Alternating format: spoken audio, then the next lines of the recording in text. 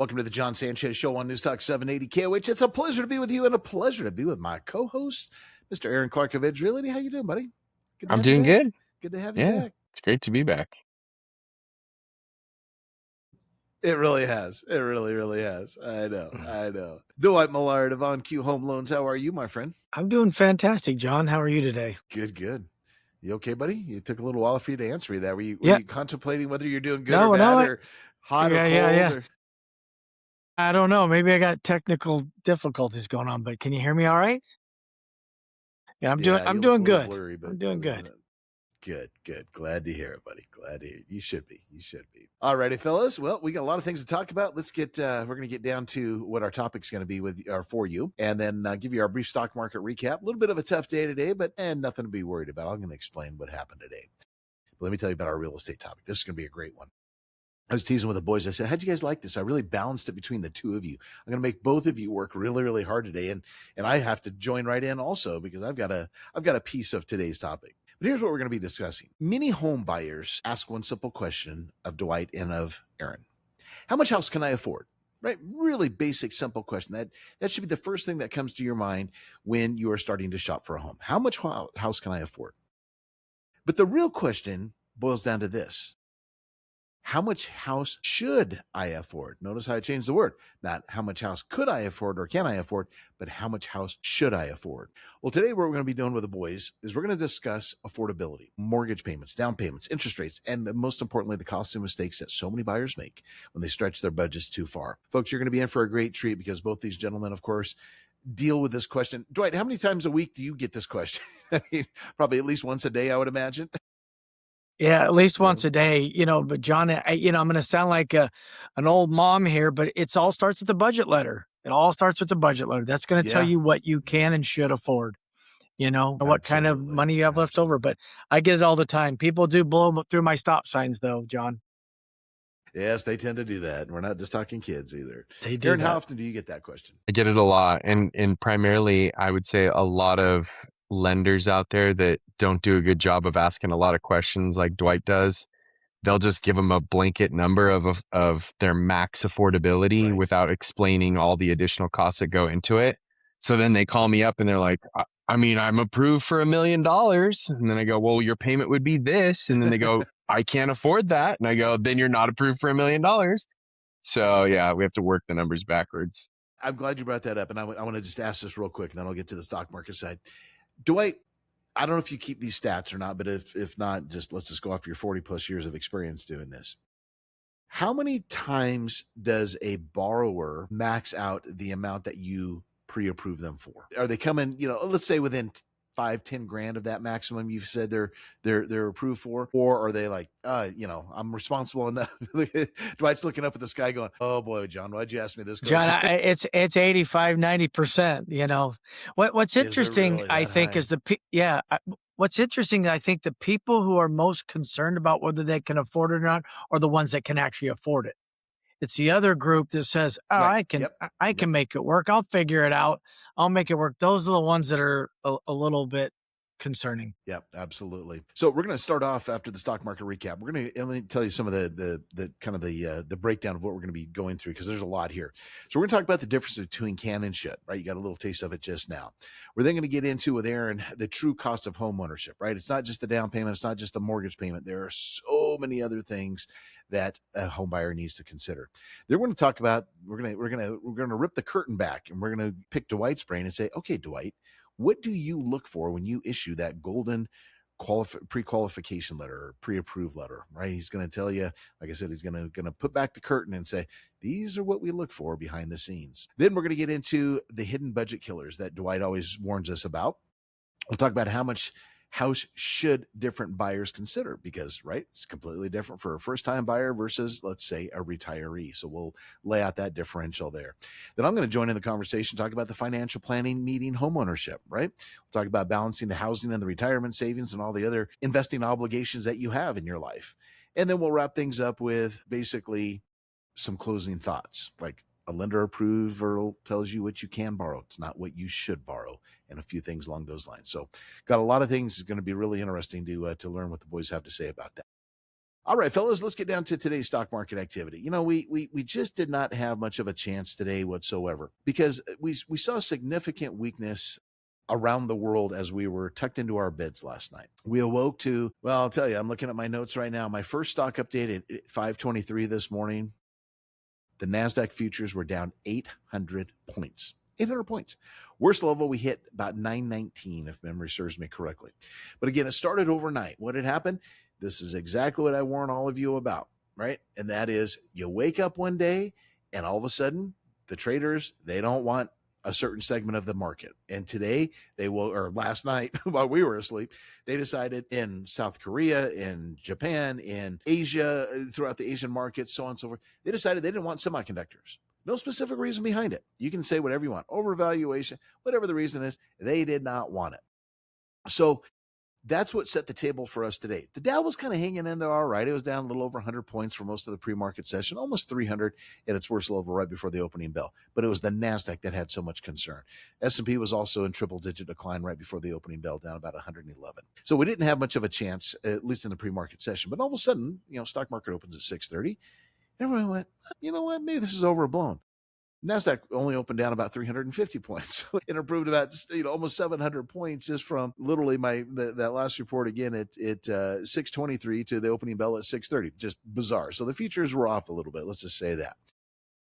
So then we start to get into a focus and say, okay, really what happened? So I dug a little bit deeper, and I mentioned this many times on the stock updates this morning. So if you're missing those, please join us. I do the updates at 23 and 53 after the hour from 5:23 all the way up to 8:53. So you're hearing live action what's going on. But really what I uncovered was today was nothing more than a rotation, right? Here's what I mean by this. You've heard me use the term many times when we get into the end of a quarter called window dressing. These are where the institutional portfolio managers say, I want to get rid of this stock and I want to bring in this one to make it look good on my clients, end of the month, end of the quarter statement. Okay, a little bit of a game. You've heard it a million times. But in reality, what really also is happening is a reallocation. So remember, as we've said many times, these institutions that control the market, they have mandates, right? If they are let's just call it a 60-40 manager, that their mandate is I can have no more than 60% in equities and no more than 40% in fixed income. At the end of the quarter, they need to rebalance. Well, with the strength that we have seen in the month of May, predominantly, June's been a little bit choppy, but also in April, I promise you those allocations are way out of whack, right? And what started maybe as a 60-40 portfolio at the beginning of the year, probably now is a 73, 74, 75 portfolio on the equity side. They can't do that, right? That's not their mandate. It's not their investment policy statement. So what they do at the end of the quarter, they go, okay, let's say they end up with make the number simple, 75% equity allocation when they're supposed to have no more than 60. So what they'll do is they'll sell off the 15% to get down to start the quarter to the 60%. Okay, pretty simple. So what ends up happening is they pick what areas had the greatest gains for them when they're doing this portfolio reallocation. Well, what area, Mr. Clark, has the biggest gains right now? Semiconductor AI related, right? I mean, it's really anything tech. Yep. SanDisk, Micron, Lam Research, names we talk about all the literally almost every day on this program. So they dump those, right? Because they have great profits. They reallocate, come in, and then also what they do is they have to rebalance based upon sector allocations, right? That sector, that technology sector, and we can break technology down into many different areas, but let's just call it the technology sector, also got out of whack. Remember, there's 11 sectors in the S&P 500. So then what they do is they go, okay, I'm overweight. Maybe I can only have 8% in tech. Well, geez, look I'm at 20% because of the gains that have happened in the previous 2 months. So they sell off the hot area. In this quarter, it was tech. And then they redeploy the capital into other areas like the Walmarts and the Home Depots. We saw really good strength today. I mean, Johnson & Johnson was the second best performing stock in the Dow. Verizon was the third best performer. Procter & Gamble, the fifth best performer. Travelers, Walmart, so on and so forth. But what was at the bottom of the list? It was, let's see, Apple was the second worst performer. I'm sorry, not the second. It was, I don't know, about the sixth or so. NVIDIA was the absolute worst performer, down about $8.61. You had Honeywell, which had a phenomenal quarter, down $5.74. Goldman, which had a phenomenal quarter, gave up almost $12. So you get my point. So that's all today was. There was nothing fundamentally different, nothing fundamentally changed in the markets, the economies, etc. It's just end of the quarter, end of the month portfolio rebalancing. Now, how long can this last? I keep getting that question a lot. Typically, it can be as short as one day, like today, or it can drag on for maybe 2 days. It just depends upon how rapid the selling goes. But generally, it is not a long-term trend by any means. Now, I'm going to put a little asterisk with that comment, though. Tomorrow night is going to be a very important night. Micron Technology, which has really led these memory names during the quarter, they report after the close. Now, the stock has just been on an absolute tear so far this year. Today gave back, don't fall off your chair, $159.61. But, this is a company, again, that it can rise $100, $200 in a day. It's a big, big mover both on the upside and on the downside. I'll give you an example. I'm going back to my notes from yesterday. I think I jotted down. Yeah, I did. Yeah. Yesterday it gained $77.39, and it's just kind of been doing that. So, but it's going to report, the company's going to report after the close tomorrow. If the numbers are good, yeah, here we go, off to the races again. Everyone's looking at this stock as like a barometer of the memory area and semiconductor space, etc. So that's all really that was involved in today. When we come back, we'll talk about what happened on the oil side, the bond side, and of course, most importantly, the mortgage side with Aaron and Dwight. Sanchez Show on Newstalk 780 KOH with Dwight Millard of On Q Home Loans and Mr. Aaron Clark of Edge Realty. All right, here's how we finished up before we get to our topic. How much house can you really afford? All right, for the day, here's how we finished up. Again, didn't turn out all that bad on the Dow side. Lost his 46, fraction of a percent. Our close was 51,666. NASDAQ, though, 580 point decline, down 2.22%. S&P lower by 107 points, 1.4. All right. And on the commodity side, gave up $1.91 on oil. Can you believe this, guys? $73.28 a barrel. Oh, we were at what? 112, 113 when this whole thing was just unleashed. Keep going down, baby. Keep going down, baby. Amen to that. Keep going down. Right. $53.70 loss on gold. Finished at $4,148.90 an ounce. Mr. Millard, you were quiet today in the bond market. 2 basis point decline on the 10-year, 449. How did we do on the 30-year mortgage nationwide? Well, John, we're in this yawn period, right? According to Mortgage News Daily, 30-year fixed rate down 1 basis points to 6.65. So, even your FHAs and VAs that we bragged about being in the fives, they're 6.23 and 6.25. So, we just aren't getting any traction at all. Yeah. There's just... I don't know if there's light at the end of the tunnel. I'm not even sure where the tunnel is anymore, but it just feels like this is just going to be the norm for at least the foreseeable future. Yeah. I'm afraid. Yeah, it's the norm. Well, there's some predictions now after, Worsh's comments last week at the Federal Reserve interest rate decision. There's quite a few Wall Street firms now saying, look for a quarter. And I even saw a prediction Thursday or Friday of last week, I think it was.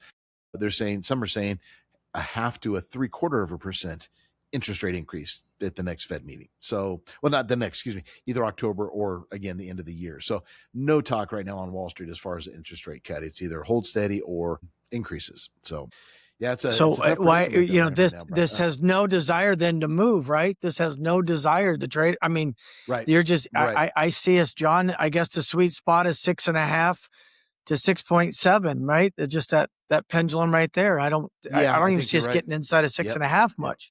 Yeah. Yep. Aaron, that steak and lobster dinner that higher for longer after 5 interest rate cuts this year, it's just I'm salivating. So I can't wait. So good. Yeah. I think we go to the Atlanta. He didn't even lose by a little bit. No, He's getting destroyed. Lost by a Atlanta lot. Steakhouse like the old days, Dwight. Yep. Atlanta Steakhouse. Exactly. Steak and lobster, Caesar salad. There you go. Looking forward to it. All right. I'm not sure how I'm going to pay for it these high rates, but looking forward to it. Exactly. Take us to dinner, but we got to pay for it. I understand. All right, fellas, let's get down to our topic today. It's going to be a great one. How much house can you really afford? Once again, so many Americans, of course, buy a home, largest financial decision they ever make. Yet so many people go, hey, you know what? I'm going to buy whatever Dwight qualifies me for. Well, not quite the case. And that's what we want to kind of break this misnomer about. Because the lender approves you for a certain amount does not mean that is the amount of money that you need to go spend.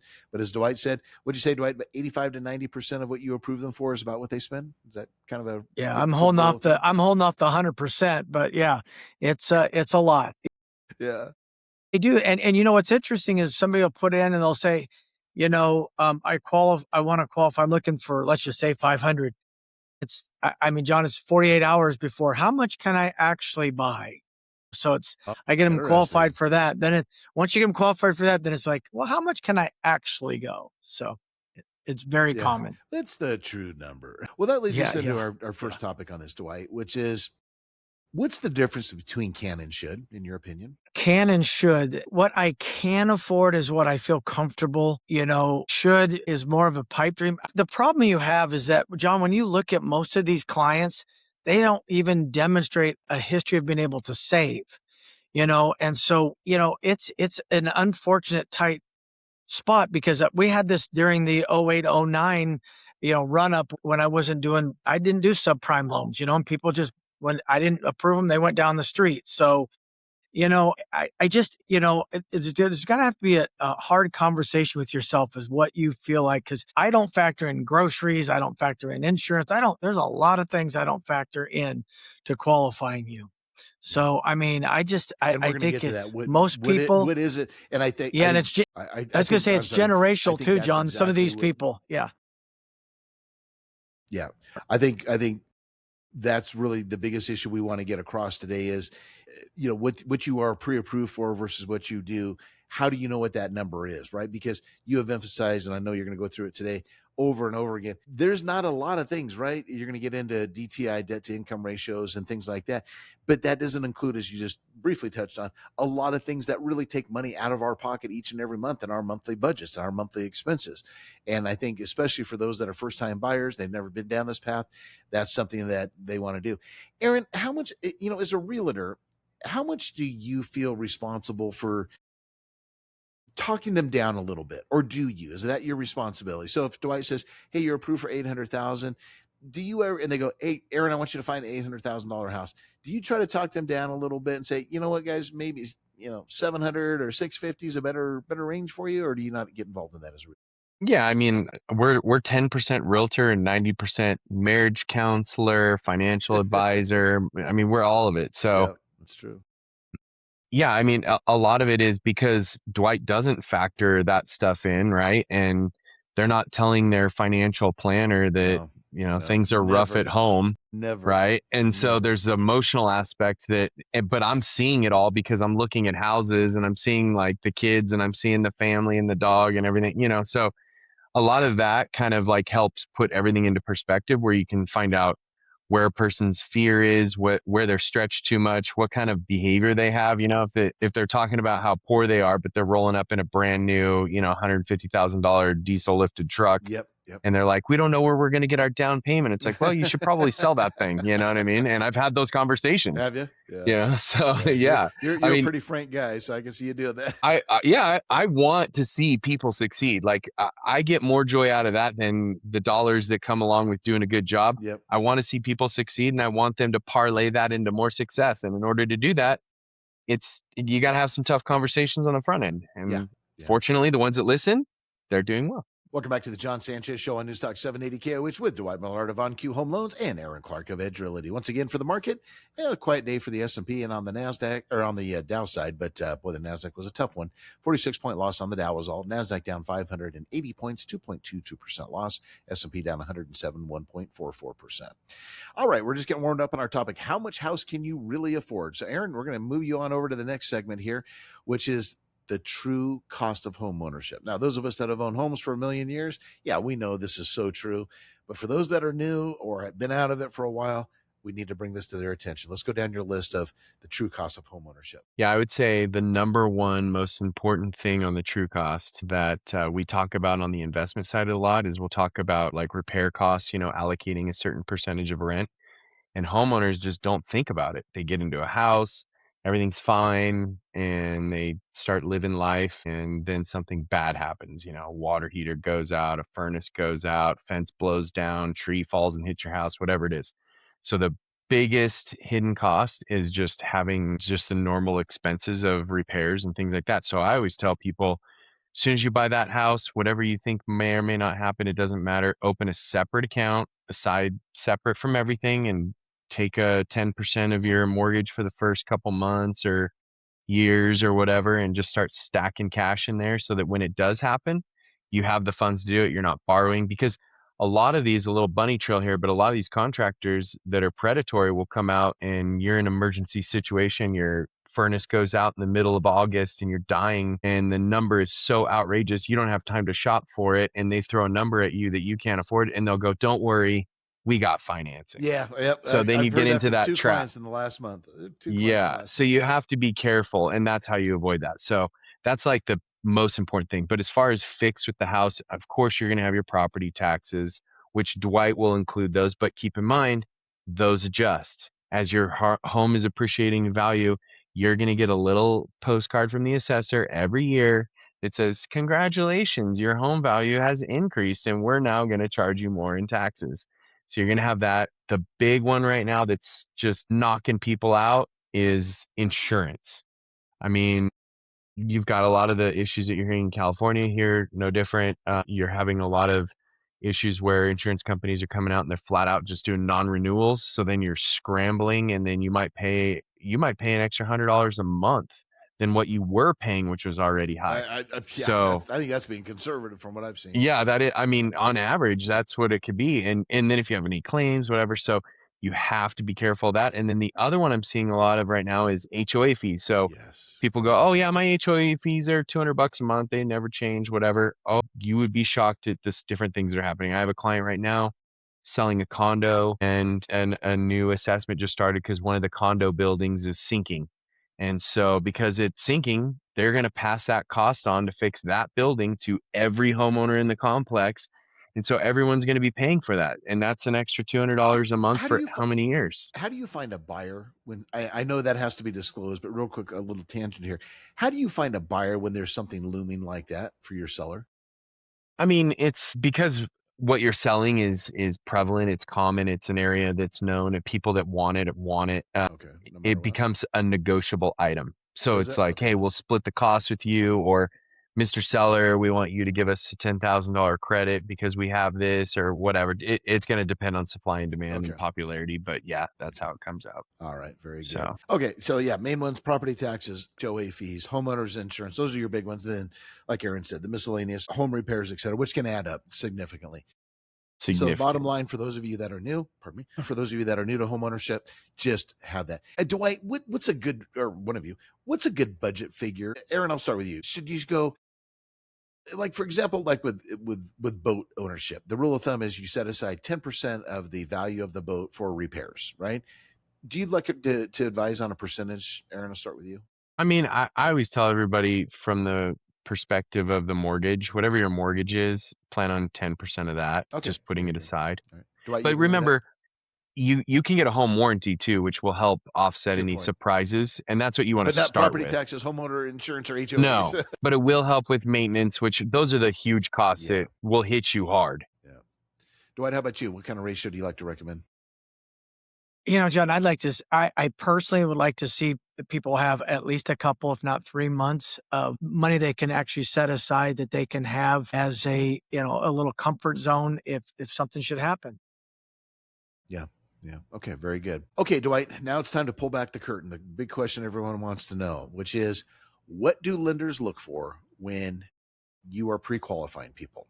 Let's start with your debt to income, or DTI. Yes. So the debt to income ratio is probably the most important, along with the credit scores. But the debt to income ratio, remember, we are qualifying you off gross income. Believe it or not, you don't go to, not net income, what you take home. We're qualifying you off gross. That gives you a little benefit right there. Still kind of silly. I'm not going to argue with it.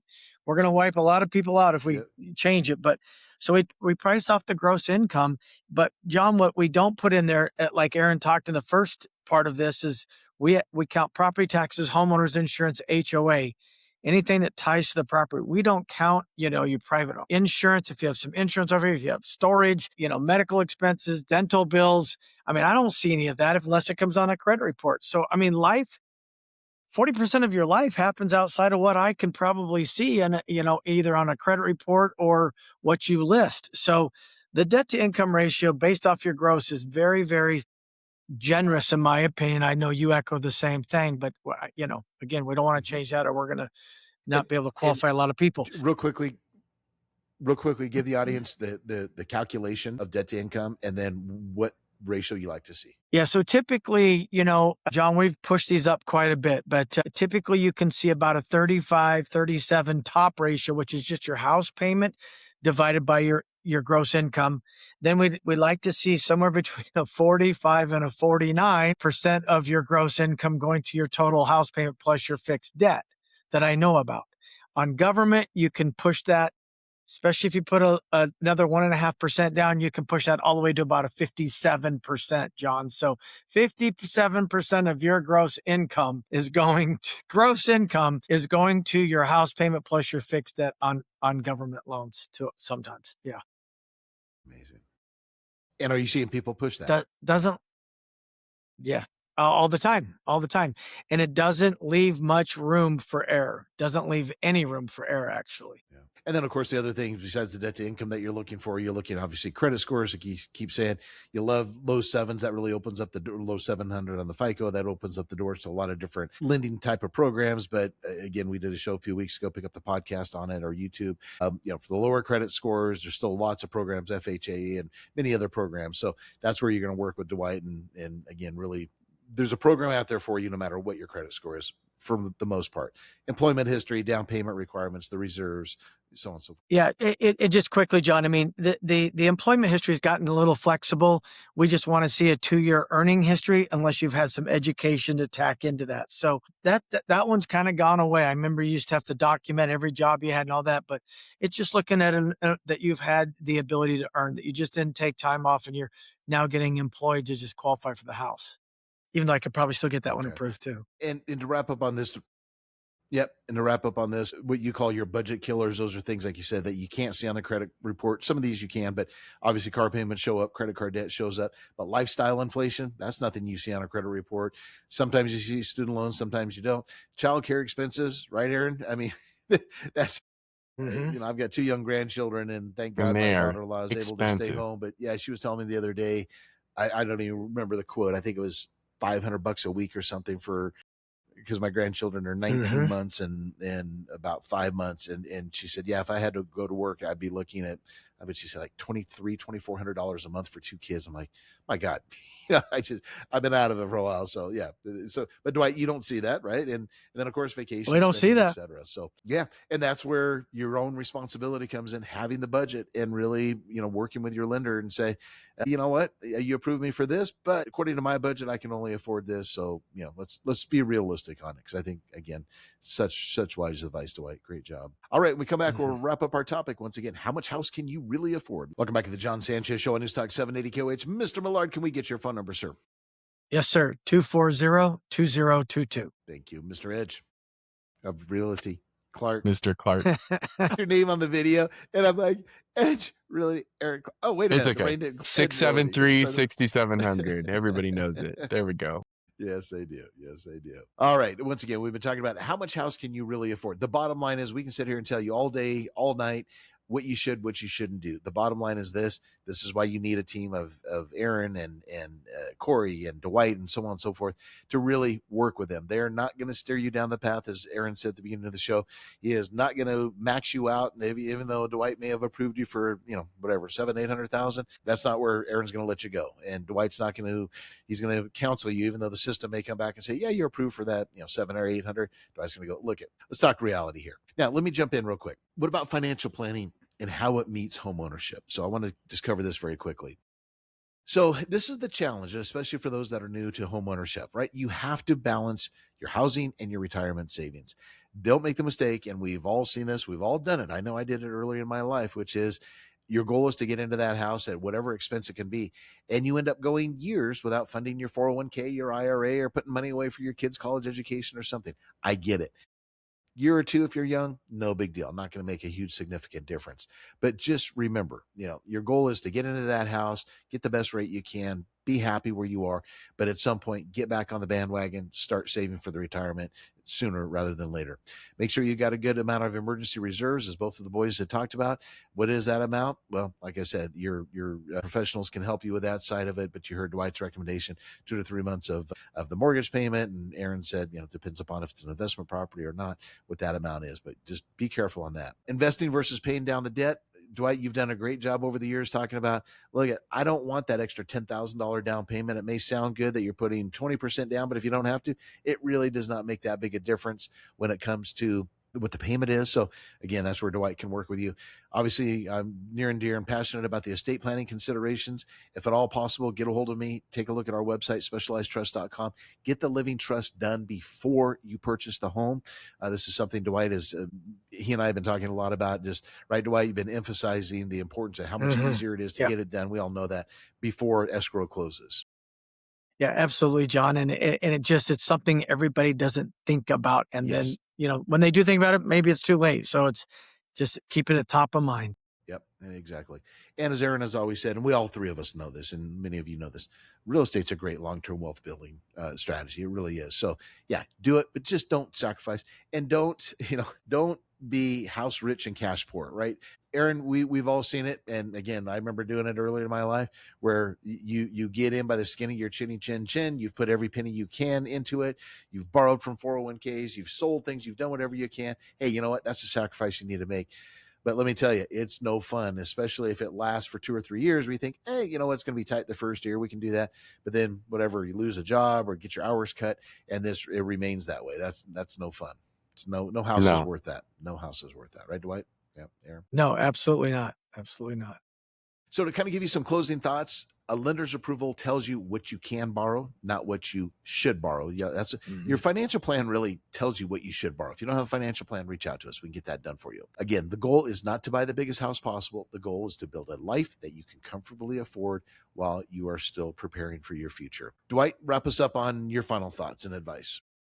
Yeah, John, I think these are all good points. They're all good points to consider. You want to establish a lifestyle that allows you the freedom and flexibility to do some things. While your friends are out camping and things and you can't because you just can't afford it, it's not the way to go.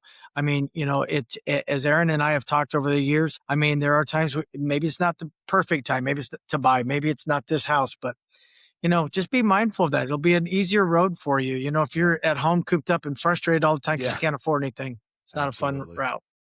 Great job, boys. I do appreciate you. As always, we will do it again tomorrow on the Jon Sanchez Show. Mr. Clark, great job. See you guys.